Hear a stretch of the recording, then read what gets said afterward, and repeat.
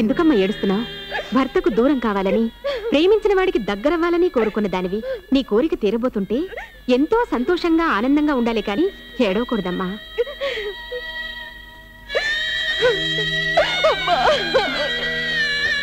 ఏంటమ్మా ఎందుకు ఏడుస్తున్నావు? రాజేంద్ర నీ భర్త కాబోతుంటే ఈ కన్నీళ్ళేంటమ్మా?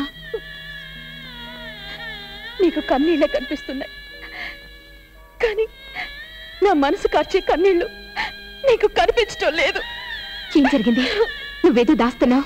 నీ తాళ మీద ప్రమాణం చేసి చెప్పు. చెప్తానమ్మా.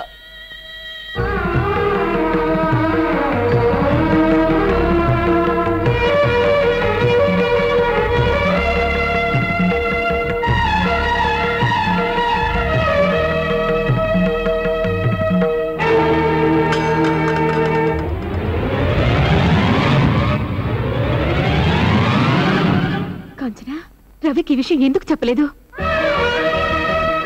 రవి మధు ఒకటి కావాలి. నా జీవితం కోసం రవికి మధును దూరం చేయలేను. రవి మధు ప్రేమలో ఒకసారి ఓడిపోయారు.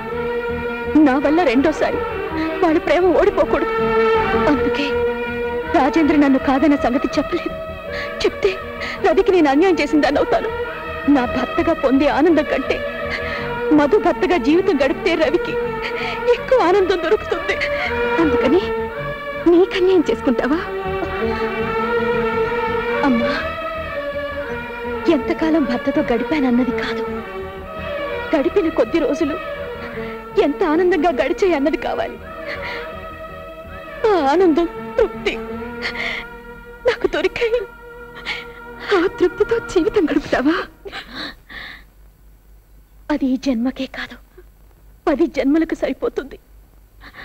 అమ్మా, నా భర్త పెళ్లికి నేనిచ్చే పెళ్లి కానుక భారీగా నేను దూరం కావడమే. కాంచనా, అమ్మా నాకు అనుమానం తీరుస్తావా? ఏంటమ్మా? నా భర్త విడాకులు తీసుకుంటే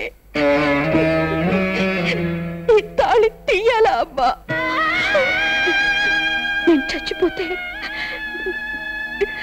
నన్ను సుమంగళిగా సాగనంపుతారా?